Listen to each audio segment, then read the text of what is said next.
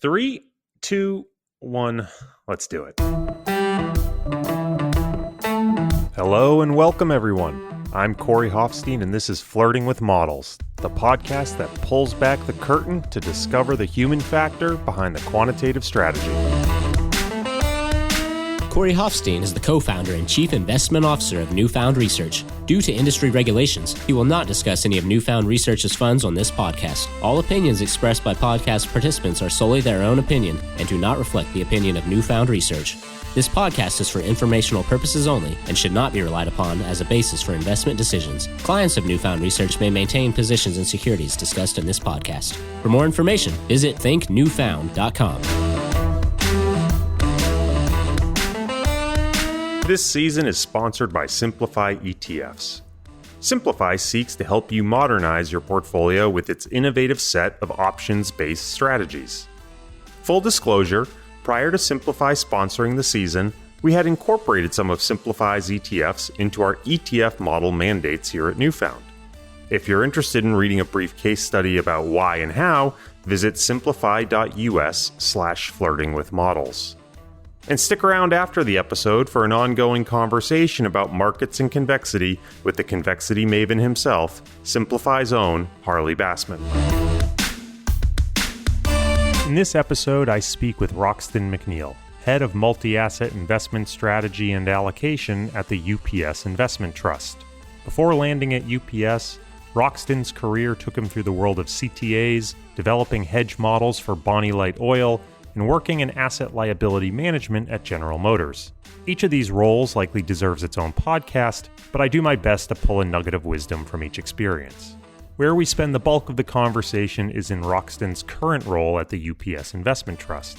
We touch on many hot-button issues among institutional allocators, including the role of glide paths, private investing, tactical asset allocation, and tail risk hedging. I think what makes this conversation particularly interesting is how the constraints and realities of liability-driven investing shapes Roxton's views in these areas. Please enjoy my conversation with Roxton McNeal. Roxton McNeal, welcome to the program. Excited to have you here. We have so much to unpack in this episode. I mean, I think in chatting with you originally when we had our first conversation, I will admit I was overwhelmed by your background. We started going into all the different pieces of your career, and I said, there's no way we can make a podcast out of this, but we're going to try. We're going to do our best, and I have faith that you're going to be able to break it down for us. So excited to have you here. Thank you for joining. Well, Corey, thank you for having me. It's certainly an honor and a privilege to be participating on your podcast as well. So thank you for having me, and hopefully we'll have a good show here. Privilege is all mine. So let's start with a little bit of your background, because again, it is a incredibly diverse and successful career. And again, I think we could probably spend an episode on each chapter of it. So before we dive in, and we are going to be sort of hitting different episodes of your career, can you give us a broad overview of what the career arc has looked like? Sure, absolutely. Coming out of college, my first job opportunity was on the agency trading desk of it was a Canadian bank that had just gotten its Section 20 powers. So they're trading U.S. fixed income. So I got an opportunity to trade U.S. agency debt on their desk as a trader. And at that point, I don't know if you recall, I'm a little older than you, Corey, but the FICO market was going on. FSLIC just went under, the savings and loans crisis. That was the insurance arm of the savings and loan. And there was no funding for them. So essentially, the U.S. government had to create these bonds as a stopgap measure. They were called FICO bonds. But the banks didn't want to fund it up and the government didn't want to fund it up. So there was this battle going on. So the spread on these was through the roof, although it was backed by what I thought was the U.S. government. It was issued by them. So why wouldn't they have the full faith and credit of the U.S. government? So I just thought the spreads were ridiculous. And part of it was probably naivety now that I look back. But I said, these things got to come in. So I was taking as many FICOs as I could get on the desk. I was stripping them to create zeros out of them, and then selling them to my sales traders to sell to their clients. Like, we're just pushing those. And we had a really, really good run of it. I think it made a lot of sense. They were trading 300-400 bips above the comparable treasury out. I think they went out to 2019 was the last maturity. And then I would take the principal and I'd have the hedge trade on the back end of it. And that's pretty much all I did for 2 years, was just that. Worked out really well. The government finally came in and said, yeah, we'll fund it up. And the spread compressed. We made money on the back end as well as those. And right when that was winding up, I got a call from a headhunter who was looking to place someone at a hedge fund.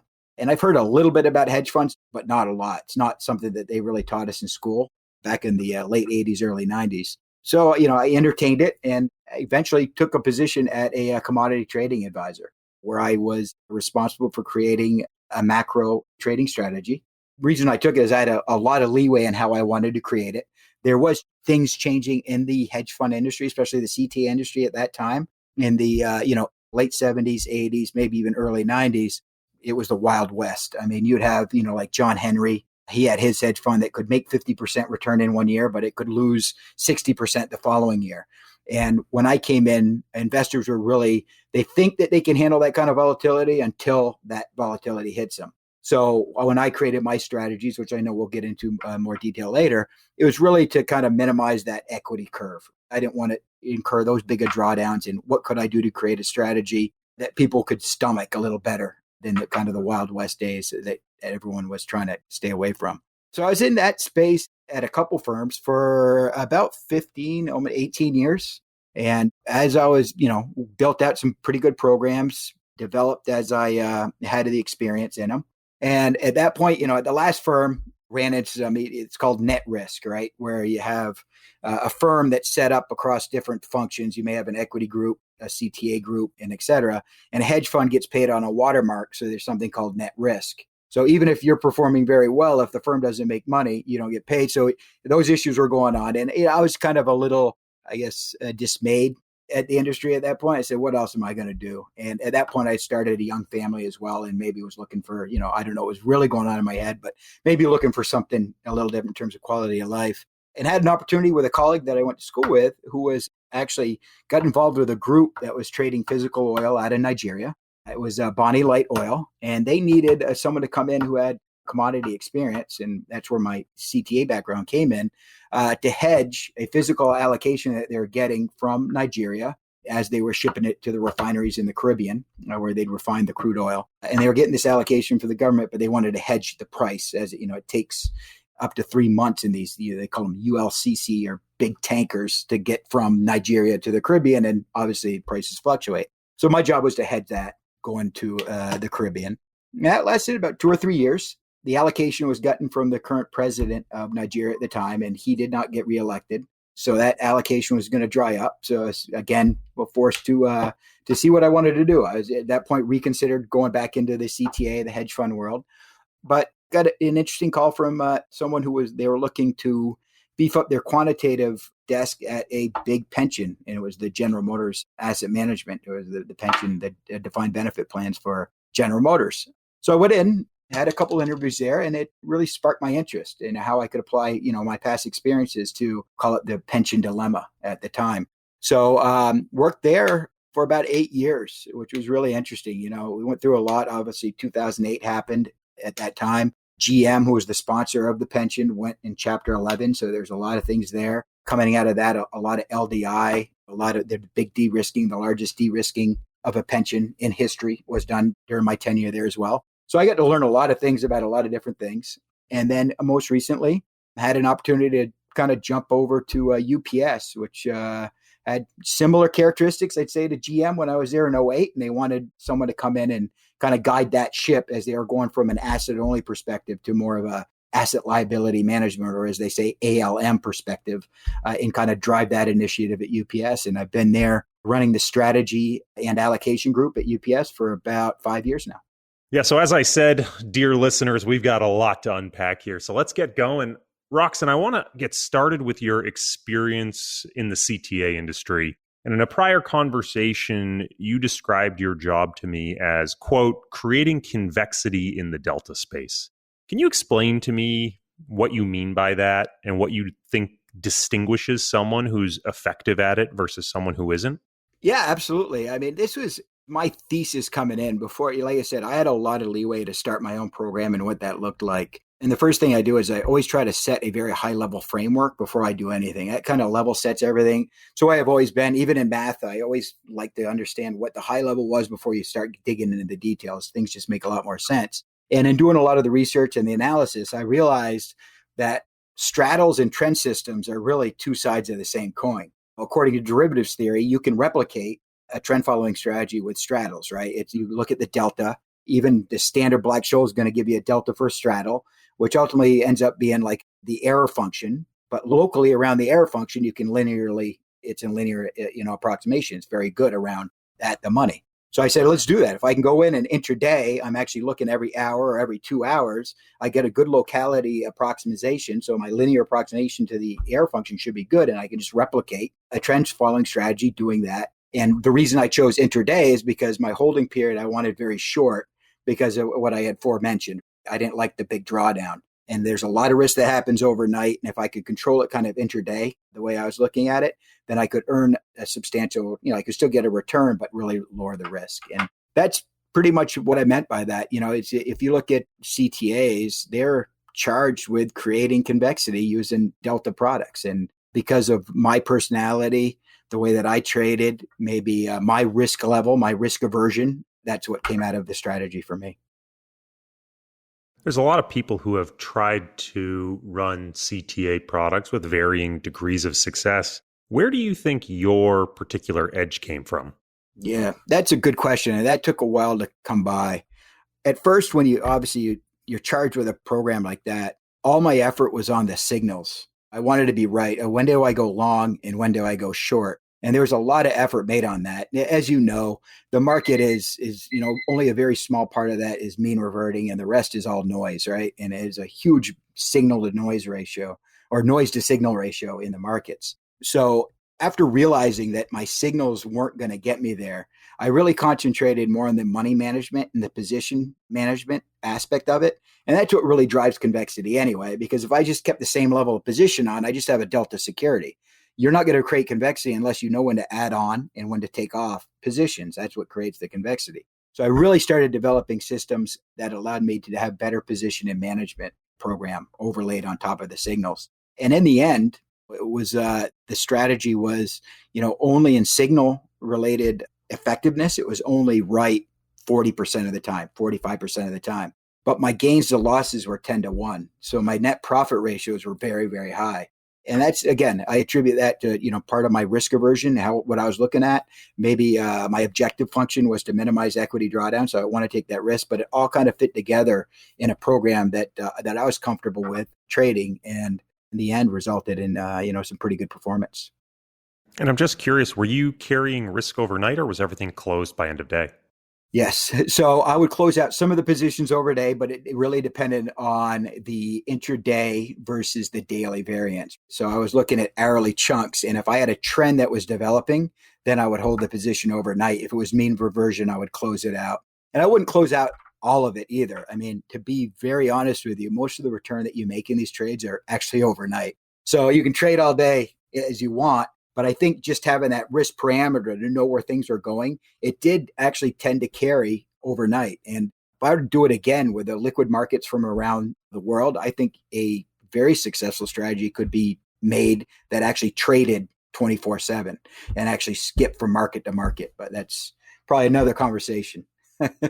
Well, speaking of market to market, let's jump forward a little bit and talk about hedging Bonny Light, which candidly was not even something I was aware of, I think, until we first spoke.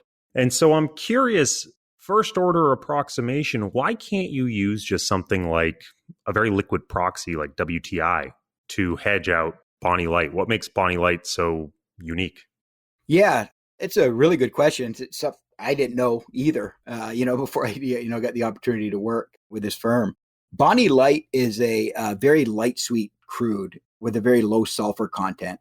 So in that case, it's a lot of refineries like it. It's very easy to crack it, which means create the different products from it. It has a very low carbon density as well. It makes it very easy to do, and you can get a lot more product and better product out of Bonny. So it's always going to be at a premium. And that was kind of the baseline. It's always going to be at a premium over kind of the two benchmarks that people have probably heard of, which is the dated Brent benchmark, which is typically how oil is priced in Europe, and then the West Texas Intermediate, which is pretty much the Louisiana, Texas oil and the benchmark for that. The other problem is, a lot of people don't understand, but they think dated Brent is some kind of, it comes from the Brent C and that's its benchmark and there's a price. Well, people didn't know very shortly after dated Brent became this benchmark, the supply dried up out of the North Sea. And now it's actually a mix of 4 or 5 different petroleums that are coming from that area and that are flowing down. So it's not one price that actually dictates what dated Brent is. It's 4 of them, and it's very variable. So you take the fact that your benchmark is really not investable, let's say that, coupled with the fact that bonny is a different grade and the supply and demand dynamics are very different on a bonny, a demand kind of high grade oil than dated. And I just felt like the correlations that I ran really were showing not as high as I expected. You expect like a 9.3, 9.4 correlation. They're actually, in some cases, depending obviously on your back test, in the high 70s, low 80s. But more important, the variability around those prices was drastic. So that was the main impetus for me to say, okay, well, in order for me to really create a good benchmark on this, I got to figure out what the underlying factors that drive oil prices are in general, and then be able to pull out those factors and apply different weightings on the bonny as opposed to dated Brent that can give me a better forecast on exactly what that exposure is that I wanted to hedge. Can you expand a bit on what that process looked like and what some of those key factors ended up being? Sure, yeah. So this is interesting. Hopefully this doesn't get too technical, but really I think it's the process that really created the hedging. So first of all, you realize that nothing's normally distributed. So what I did was, in order to create a distribution profile of Bonny Light, I actually used a filtered historical simulation where I was actually scaling the volatilities of the time series and then rescaling them up to come up with a really good distribution. And then once I got that distribution, I applied a PCA, or a principal component analysis, to it, because I wanted to be able to separate those pieces. Because my thought was, if I could separate the loadings, then they're just additive, because just by the way that PCA is constructed. And then if I could weight those exposures differently, I could actually use a maximum likelihood to figure out what weightings would give me the distribution of that filtered historical simulation. So that was kind of the process. There was a stepwise fit in there as well, which is a critical component because PCA itself is just a weighted average of factors. It's very unintuitive. So I needed to apply some kind of intuition in addition to being able to trade stuff that was tradable, right? I mean, it's great that if it loaded on GDP, but how do you trade GDP, right? I mean, you had to make sure that it was tradable. So applying that stepwise fit and then finding the factors. And I did a bunch of tests too, because if it's PCA, then all the loading of that factor should be in one loading. It shouldn't go across the loadings. They're orthogonal, right? So I did a lot of tests on that. It seemed to work out. There's some kind of overlay, but I kind of forced the system not to load on any factor that was in PCA 1. It couldn't load on it in PCA 2 or PCA 3, which is also pretty critical. And then once I got those loadings, I just optimized. I said, what's it look like now? I optimized to minimize the variability between the prices I was getting from the Platts Bulletin, which is the only place I could get bonny pricing. And I said, every day, just run the optimization. But if it's working for me, don't do anything. So those factors are loading, and there's going to be a 50% chance that I'm going to do better or worse because there's definitely basis, but I just let them run. If I was losing money on the hedge, I would restructure it right away, re-optimize using a genetic algorithm, and then it would reset it. So that way I was always capturing some kind of drift component. But if the drift was bad, I was cutting it real quick. So that's how I set up the program. I guess the more interesting part is the conclusions that you came to. Right? What did it load on? It was kind of interesting. I had a proxy for the OPEC demand and supply constraints that they put on. And it's funny, it had so little loading on anything that OPEC was stating that it was going on in the world. But it did load a lot on U.S. production, U.S. demand, U.S. growth, the S&P 500. And those were kind of intuitive. I thought that those kind of made sense if that were the demand was coming from. In fact, I would think it would load very differently now. In fact, I think it would probably load on China a lot now. It just so happened that at that time, it was loading a lot on the U.S. economy. The dollar index, I thought, was kind of neat. The dollar index drove a lot of it. That was kind of in the middle of the road. But where it was really loading was on copper, steel, and gold. It loaded really heavy on those, where the correlations were up in the 90s on that, with it an R squared like through the roof. So that's where the primary loadings are. And it also loaded, which was a very hard factor to implement, on local catastrophes. And that's what really created the fat tails. And if you couldn't get that into your model, it was a very bad thing. So that was the other trick to this, knowing, and the reason I went to filtered historical simulation is because it was able to load on the scaled volatility of those returns in the past that created the fat tails that I couldn't get out of the normal distribution. So that was pretty much it. It was super interesting, learned a lot. Fortunately for me, I didn't have to do a lot of hedging because I think when I started, oil was trading at $60 a barrel. And when I finally stopped, it was $160 a barrel. So I was fortunate enough to apply some of the trend trading skills that I learned prior to not have too much of a hedge on during that time period. So I'm curious, you went from this incredibly mathematically driven trading background with the CTAs. You're working on a very mathematically driven hedging product, but I know you had a front row seat to really a lot of the meetings that were driving political risk that were a large factor to what was happening with this commodity. And so I'm curious, as you got to see sort of the behind the scenes machinations, how did it change your view about trading commodities? That was super interesting for me because coming from school and being in the trading world, I was always under the impression that everything was driven by, Adam Smith and the invisible hand of capitalism, and it's free market and that's how things move. It's supply and demand. But really getting detailed look inside, just this one commodity, the oil commodity, you realize that there's other factors that are just, call it idiosyncratic to the general market conditions. And what I mean by that is there's a lot of political influences that determine the price of commodities. And whether that's politically, that's being influenced by other economies, or if that means there's political unrest in one oil producing company and how that affects the oil coming out of your country, that is all interrelated.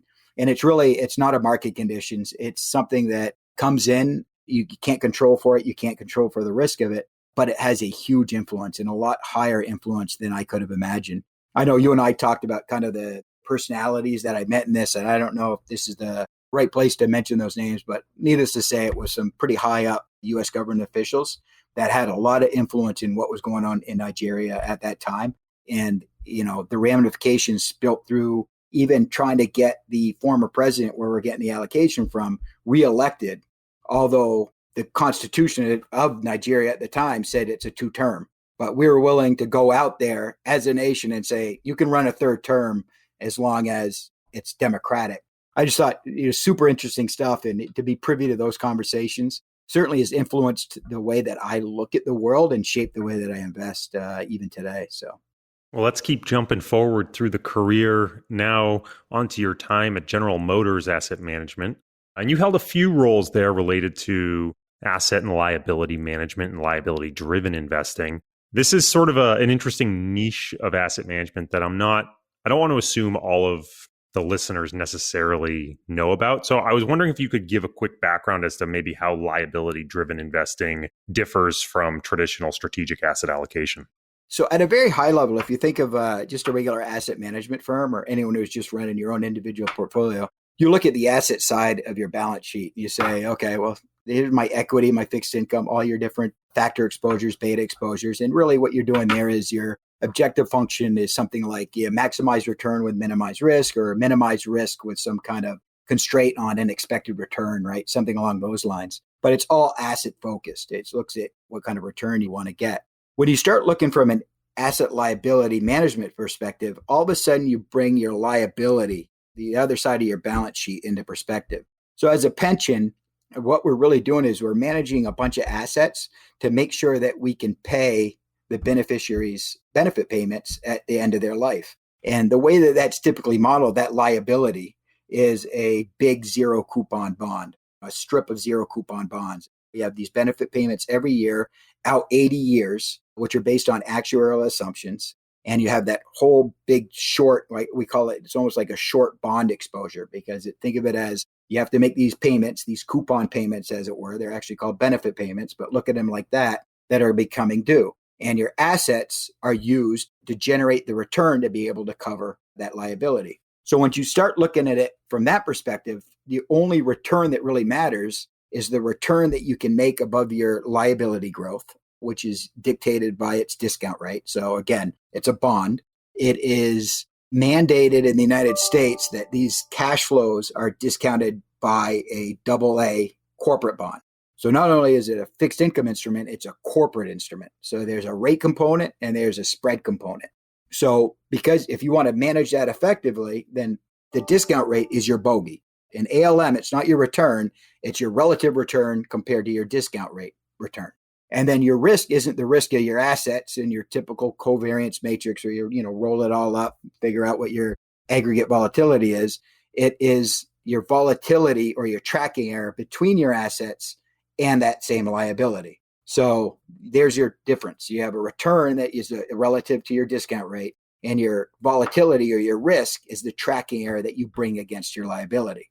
And then there's a whole host of different terminologies they use for ALM, like immunization, defeasance, and all these terms. But really all you think about there is the less risk you want. If you want to mimic what your liabilities are, then you have to have more assets holding what your liability looks like, which means you go more corporate bonds, more fixed income. So the more fixed income you have that you're long on your asset side, you are mitigating the risk of your liability. And depending on how big your fixed income allocation is in respect to your total portfolio, has different definitions attached to how effectively you're hedging that liability. So your first role when you were at General Motors was to set up a set of models and reports to sort of better collate the risk and positions across the different asset classes and make that something that's legible and understandable for the board. Curious as to how you thought about trying to find a balance between having a report that's detailed enough to convey sort of the necessary information, but still simple enough to be useful for a board that maybe doesn't have all the nuanced understanding that you do. That's honestly, Craig, it's still something that I'm trying to learn and deal with. Coming from my background, very quantitative background, I always thought if you left information out that you weren't telling the whole truth. It's very pure mathematical in terms of the way that you present things. But you're right. Sometimes it's like, what good is it if you use the audience within the first minute? They're just lost. So I really had to adapt to a lot of different techniques in order to be able to explain it at a high level. And I think what I ended up reverting to at the very end is just a series of very high level factor exposures that they could understand. And I would even relate those exposures to something even more or easier to understand, like the S&P 500, right? So when I was running risk models and I showed them what the risk was, I'd say, for a given move in the S&P, our expectation is that this portfolio should go up or down by X amount, and then relate the different exposures that made up the asset class and explain the risk based on that exposure and the loading of that exposure within the asset class. That seemed to actually work pretty good. There's still a learning curve because as soon as you talk about factors and everything else, they get lost. But I think after 2 or 3 times of the same message, and it's a lot of it's about communication, they get to start thinking the way you think and actually really understand it. And then it starts generating a lot of really good questions. So I think it worked out pretty good, keeping it at that high level. One of the things I often hear when dealing with allocators who have to manage committees is that there's this big risk of groupthink, particularly when you're talking about more opaque strategies that people might be scared to admit they don't understand something. And so they're just more willing to go with the direction of the group. I'm curious as to how you've dealt with that in the past. Yeah, and that happens a lot. It always seems like on these boards, there's one person that seems to have a little more experience than the others on a particular subject and kind of leads the group to making the decision. The only way you could really counter that, and again, you got to be very polite, right? Because they may not be at your level of understanding, so you can't be condescending or any of those things. But the beauty of a management committee or an oversight committee is it's typically made up of a bunch of different functional groups. And even though the guy who has a little bit of experience and really wants to lead the charge on the decision, he's typically in one group. So if you can more readily relate the topic that you're talking about across the different functions, so they understand how it fits into their pocket, I think you get away from that a lot more. And an example of that is very simply, there's always this loggerheads going on between the balance sheet and the income statement at a sponsor who has a big pension. The balance sheet is always looking for immunize this thing. I don't want any volatility on my balance sheet. And then the income statement guy, because the accounting rules in the US are like, I don't care what you do. You just get me a 10% return because that flows through my EPS. And If I get those numbers, we're going to look good. So when you're presenting something, if you can do it from both their perspectives so you understand where they're coming from, I think it helps a lot. And it entitles the person that really knows their stuff within their cross-functional group to really relate and speak to you about it. It's not always easy to do, and it's times it's not possible to do depending on the subject matter.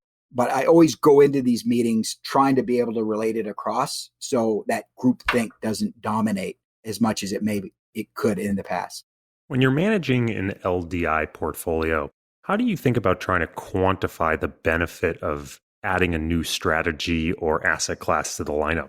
I'll revert back to what I was talking to you about in terms of ALM in general. When you start looking at an ALM plan, your return bogey is the discount rate that is being earned by the liability because that's what its growth rate is.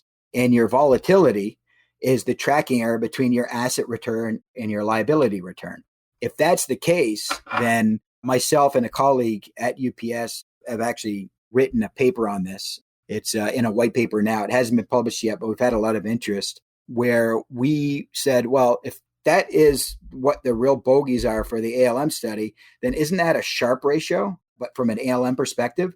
So if you look at the numerator, you're looking at, okay, well, you have your return on your assets minus your return on your discount rate all over the tracking error between your assets and your liability. That is your efficiency. That's how good you're doing running an ALM portfolio. And if that's the case, then just like the Sharpe ratio, you can use it to decide whether you want to bring another asset class or another beta exposure into the mix. Just like the Sharpe ratio, what's the correlation between its return and the return of the combined portfolio? And does it fit? Is it accretive to the ALM Sharpe ratio? And if it is, then it's a viable strategy to be included. Last jump forward in time here. You are now the head of multi-asset investment strategy and allocation at the UPS Investment Trust.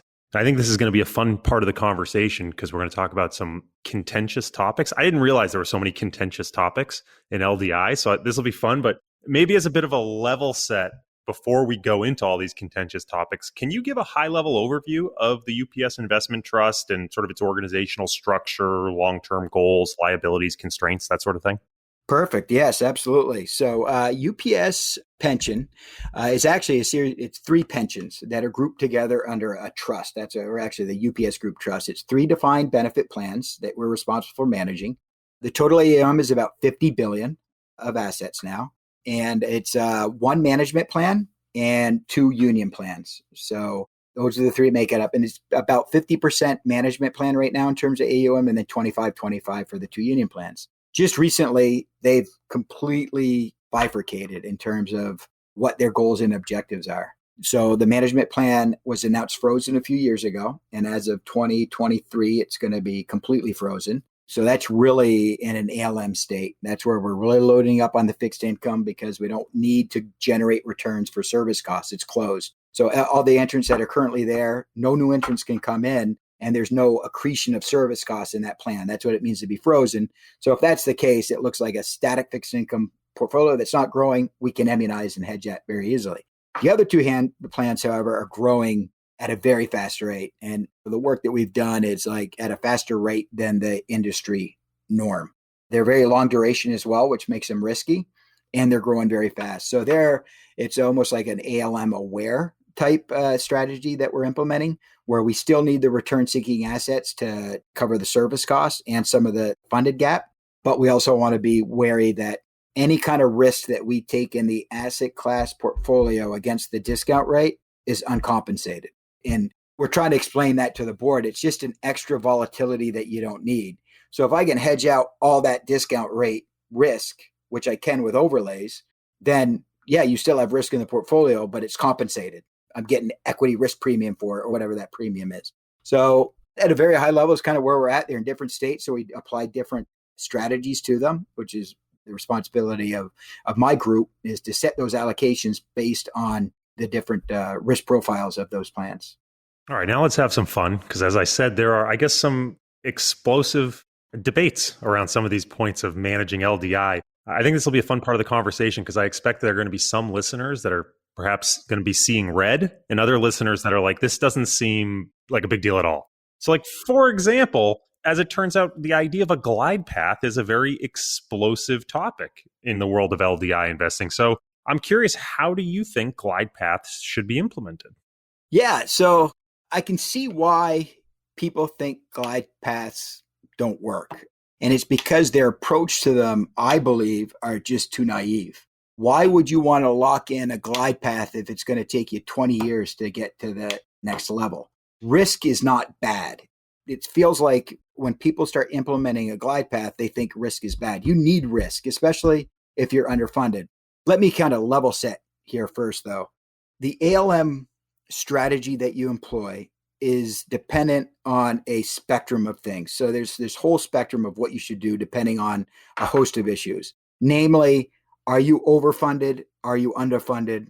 Are you at funded? That's a big one. If you're underfunded, you have a completely different strategic allocation than you do if you're at funded or overfunded. The second one is, what's your plan doing? Is it frozen? Is it closed? Is it open? Completely different strategic objectives for all of those. So when I talk about what I'm going to be talking about here very generically is the biggest risk to our plans. I think if you're funded and closed, it's very easy. Just shut it down. Why take that risk? So that one's an easy one. I think the more interesting one is you're underfunded and you're still open. That's a quagmire. That's a problem. So how do you handle that? So what I'm speaking about is that. So you need risk. There's no way about it. Some of these plans are 70% funded. And Corey, mathematically, they can't earn their way out of that. Especially there's a level of no return in math where it's like you're 60% funded, put a lottery ticket on because that's how you're going to get out unless your sponsor gives you money or anything else. I'm talking about just pure return wise here. You're not going to get out of that. So I can see there's a controversy there. But at the same time, the way I look at it is any kind of glide path. If you look at the assets that you have of a pension, you have essentially, you can break it up between two big blocks, return seeking assets and fixed income. And those fixed income are your ALM assets. If you were to create an outperformance option, which is, call it equities minus fixed income, and have that equity be your equity benchmark, say S&P 500, and your fixed income be the TLT or some 30-year bond, right? To match a high duration. What you're doing, your funded status is going to be based on that outperformance, right? It's the outperformance of equity to fixed income. And obviously, equity outperforms and it becomes negative, right? And the way I look at it is really more relative. So call it equities divided by fixed income. If I were to create that profile and buy a put option on that outperformance option, that is exactly a pensions risk profile for a funded status glide path. Exactly. And if you're short a put or a call overwrite, really, you can look at it as a call overwrite or a short a put, you can create a delta profile on it. And that delta profile is your glide path.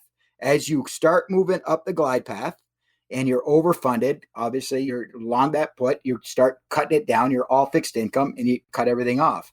If you start going down on the other side of the put, well, what are you doing? You got to re-risk.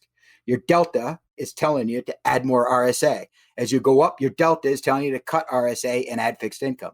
And if you look at it like that, I think it makes all the sense in the world because you're just delta hedging your funded status volatility. And that's how we look at it. That's something that we developed. Obviously, it's tricky because it's a 5-year horizon you're looking at. You have to put thresholds. You can't be so super reactive. But at the same time, it tells you what to do. And I think what it does, it tells you what to do effectively at the same time. So let's talk a bit about those risk-seeking assets and the way they can be put to work. Again, another hot button issue is sort of a time horizon liquidity match or mismatch. There's a lot of debate as to whether folks in the pension space who have far dated liabilities should be taking on more liquidity risk and doing more in the private investment space. And there's other people who push back on that, arguing that it has really important implications for what's going on with the liquid assets. Again, I'm curious as to what your take on the situation is.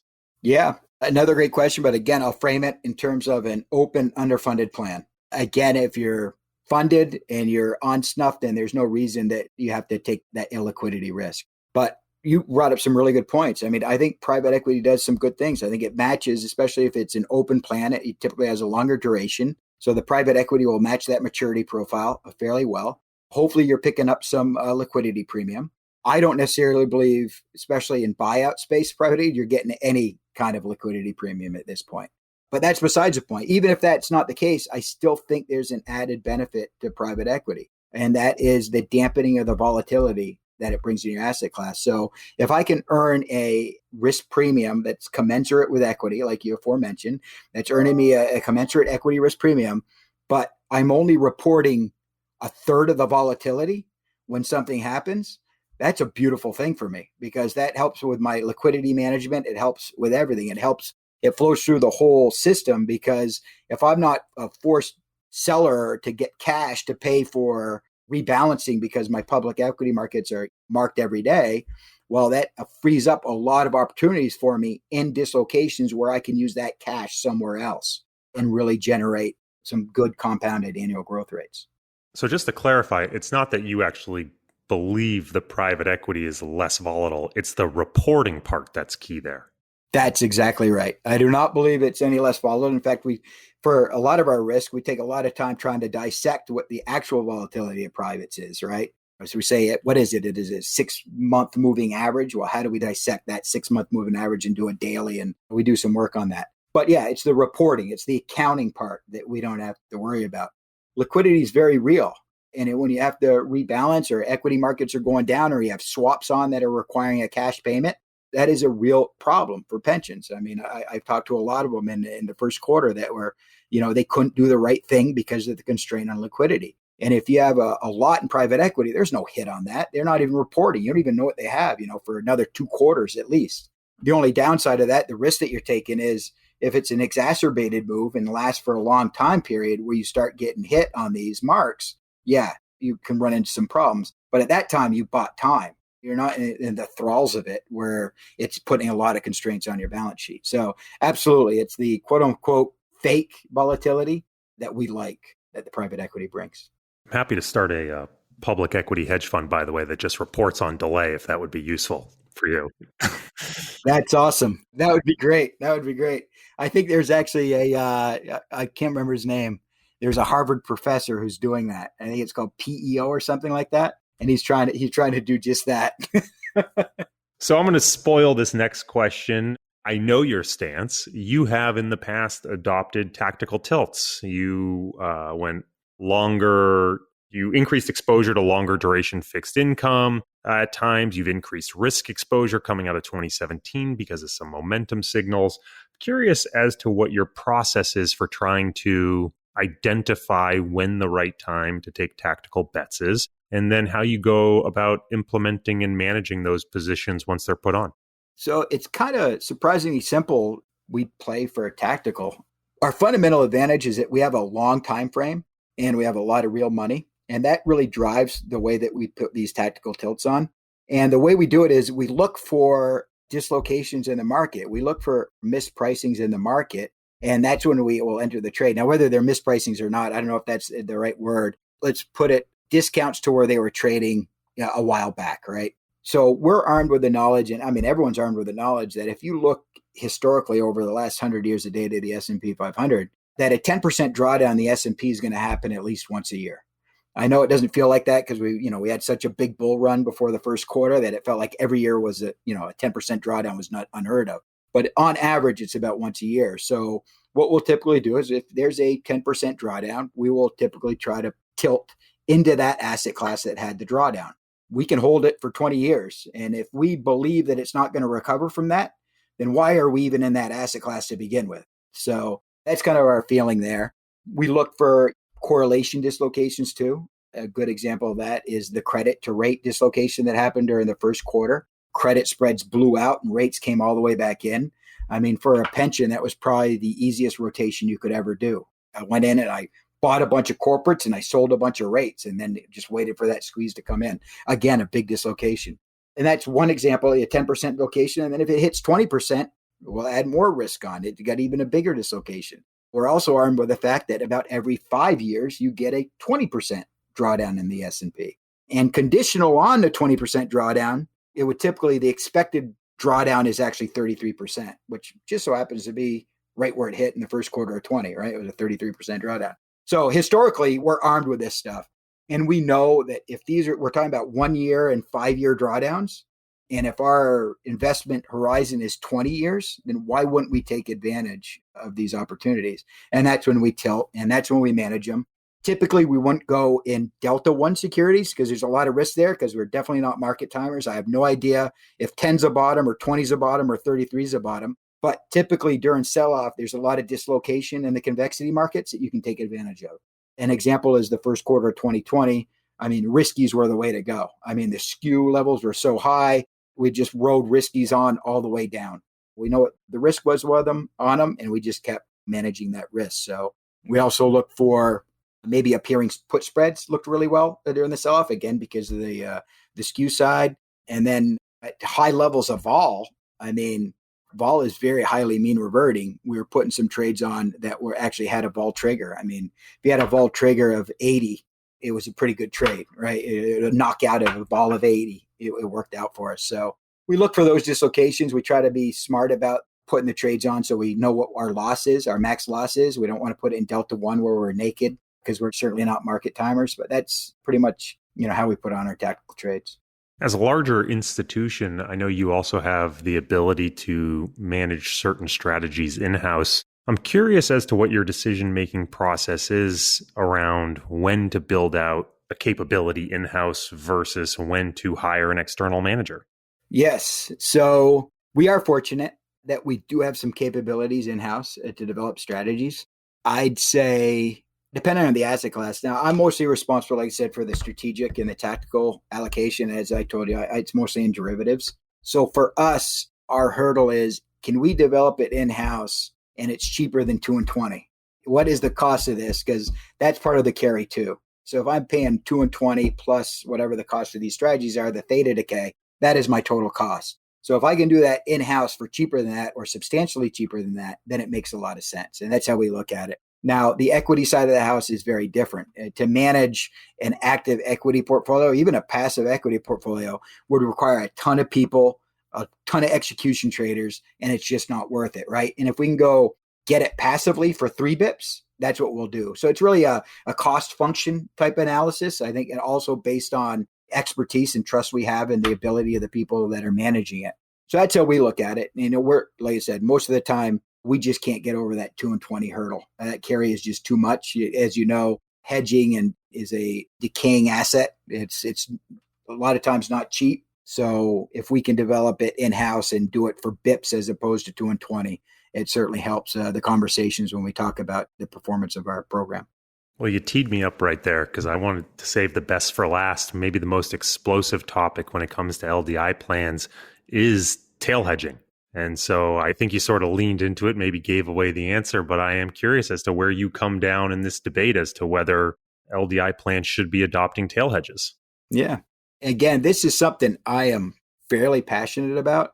I think tail hedging, if it's done right, adds a ton of value. And I'm not talking about your typical, you go in there, let's buy an out of money to put, you know what I mean, which is outrageously expensive from an implied vol perspective, and it's just theta decay in your portfolio. I'm talking about being smart about what you're wanting out of a tail hedging program. And for us, it's when things get bad, we want to make return. I don't care if things are going good. That doesn't matter to us. So really, I'm not looking to source delta. I'm looking to source vega and gamma. And because delta is the most expensive part of the Greek profile that you get, if I can sell that or at least not buy that and buy the gamma or the vega that I need, that's going to lower my cost and it's going to give me the convexity that I need when bad things happen. As I said, when I start anything, I start with a framework, right? What does this thing look like? And we really have 5 pillars to the framework. We know every hedge has them. It's reliability, which is, the correlation of the trade. It's the cost, obviously. How much does it cost? And the way we define cost is the sum of all the negative returns that we made from a trade historically. We have benefit, which is between your all positive returns in the distribution between 0 and 98 percentile. Convexity is all the returns positive greater than 98 percentile. And then decay. And that's a very important factor for us too, because decay happens very fast. And if we can't monetize these trades, then the hedge wasn't worth anything for us. There is a lot of debate going into who should be the buyers of tail hedging. And I'm going to kind of flip 180 degrees here because the way that we've been talking about, they call it tail hedging. And I don't think that's the way we look at it. We don't look at it as a hedge. I think it's a secondary benefit.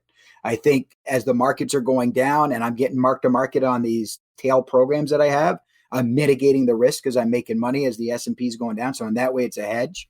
But really what we're doing is we want to be able to make money so we can put it back into the risk-seeking assets. So when the market's drying up and people are running, I want to supply that risk back into the market because that's where my fundamental advantage comes in. I have a lot of money and I have a long time frame. So when you get those big 20% dislocations, I want to be putting money back into the market. So do I think that we should be buying tail hedging programs for the sake of tail hedging programs? No. In fact, I think the world's kind of shifted the wrong way. I think the banks who are selling these programs should be buying the tail risk themselves. They're the ones that have to report quarterly earnings. They're the ones that have all these constraints and pressures on them for daily P&L. I don't have any of that. So actually, I should be selling these products to them. And if you take that mentality, now, I also think that obviously they want to have some on, right? It's just prudent. But I want to be buying the stuff they're buying. So if they are going in there and buying tail hedging, I want to buy that. I want to share in that with them. So from that perspective, we kind of flip everything around. We kind of say, no, we shouldn't be buying tail hedging. But if we can source it really cheap, where we can put it back to work to earn a higher CAGR, that's what the program does. And that's kind of, I guess, not your typical hedging program, I guess, if you look at it from that perspective. From an actual operational perspective, can you talk about maybe what the implementation looks like, the different tail hedging strategies you have in play, and how you think about how they sort of interact with one another? Absolutely. So again, we look at the framework. We're like, which strategies are going to be bringing in a good carry component? Obviously, when you're looking at any kind of hedging strategy or convexity strategy that you want to make money, you want low bleed or no carry, and you want a lot of convexity, right? That's the unicorn. It doesn't exist. But we do think that if you can replicate what the Greek profile looks like of what you want when a crisis happens and work backwards. So you run your model where you say, if I have these strategies in place here, what does the Greek profile look like in a big sell-off, the crisis Greeks? That gives you your input that you need to design what you're looking for. So that's kind of the tack that we play. And it's like, are you adding convexity? Are they diversifying?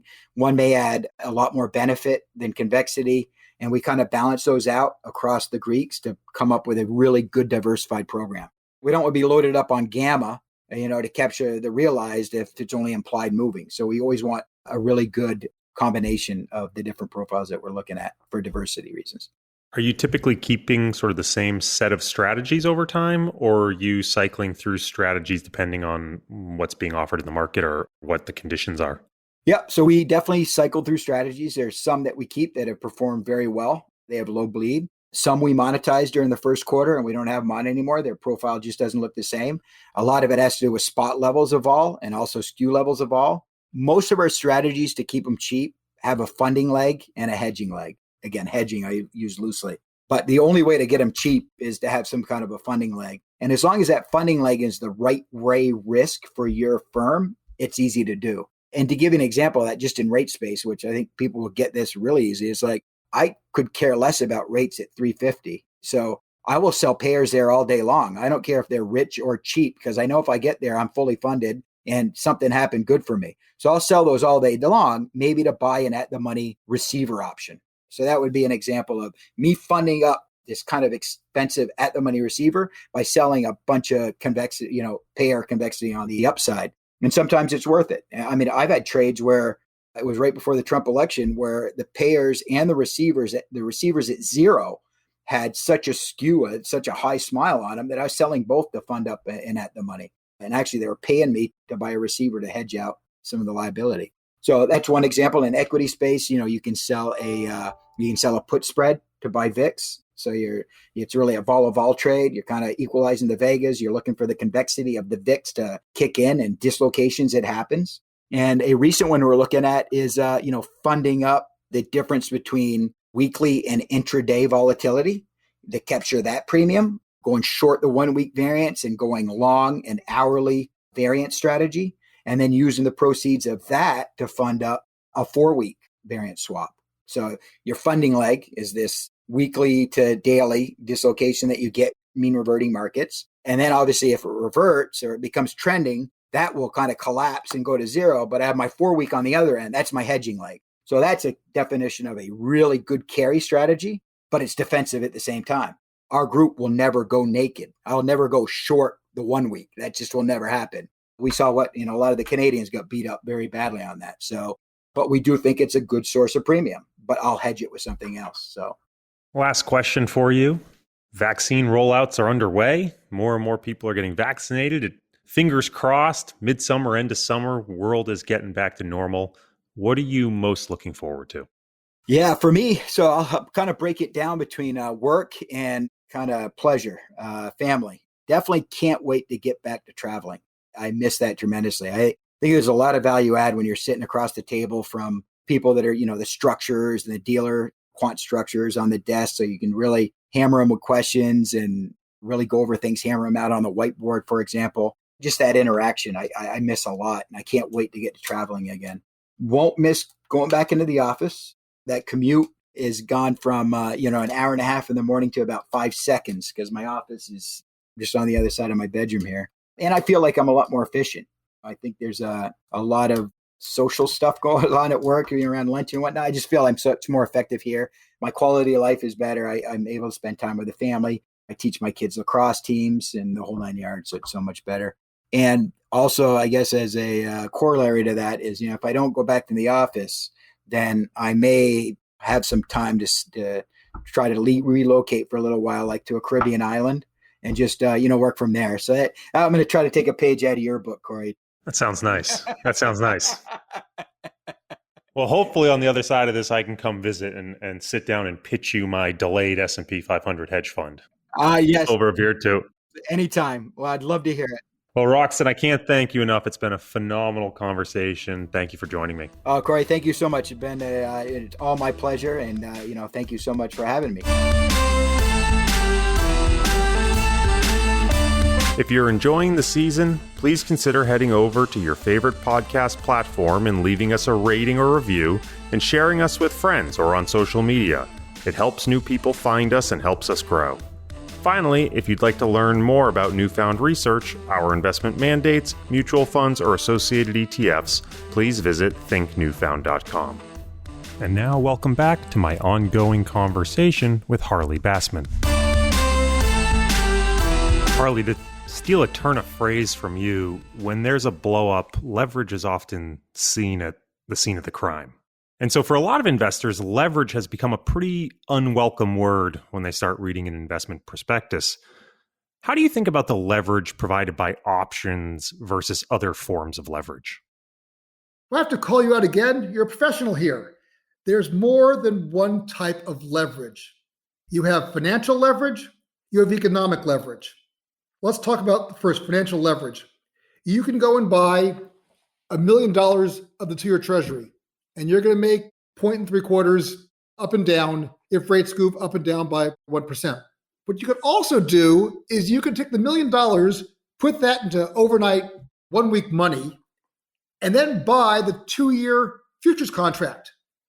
Unless you think they're going to move rates dramatically, like hundreds of basis points overnight, that 1 week or 1 month cash instrument ain't moving at all. So your economic risk is unchanged. It's the 2-year treasury risk. But now you have $2 million of line items on your books. You have the 1 month T-bill, let's say, and the futures. Or how about this? What if you go and take your 1 month cash, put that into a T-bill, and then go and buy the first 8 Eurodollars? Well, now that's basically more or less mathematically equal to a 2-year swap, which is more or less equal to a 2-year future, which is more or less equal to a 2-year treasury, plus or minus mere pennies. You have the exact same risk as being long your $1 million of 2-year treasuries, yet you have 9 million of open line items on your books, on your balance sheet. Are you levered 9-to-1? I don't think so. Yet, if someone asks you if you're levered 9-to-1, you kind of got to say yes. Now, in contrast, you can go and buy an option or some other convex instrument where you own something that's a $1-for-$1 invested, but it can perform like 2 to 1 or 3 to 1 in one direction or the other. I call that economic leverage. Is that good or bad? That depends. But it's two different things entirely. And most times people tend to quote financial leverage because that's what shows up on the books and records of firms or people's, whatever, their personal balance sheet. I think it's the most important thing to recognize. As far as convexity per se, negative convexity is not bad by itself at a price. So as I'm fond of saying, no bad bonds, just bad prices. There is a price where I will sell an option. Just because the convexity does not mean I'm always long optionality. But for a price, I'll sell it. There's a price where I will buy a mortgage security over a treasury or a future when it gets to be a wide enough spread so the embedded optionality that I'm selling is very expensive versus the risk profile. So that's fine over there. What tends to happen is that people tend to sell options, sell convexity as a reach for yield when the curve is flat and spreads are tight and people are desperately trying to go and hunt for yield. They sell optionality and they then sell it too cheap. And then when bad things happen to good markets and you're in a risk profile where you could lose 5 versus making 1, if you're not getting paid enough money for that, clearly that's going to be a problem. And that's what tends to happen in almost all the major blowups, which I wrote about recently in 87, 94, 98, and most recently, the great financial crisis, mortgage crisis, is the market is structurally short convexity and it becomes unmanageable. And the cost of managing that risk tends to get larger than the liquidity of the market. And that does not end well.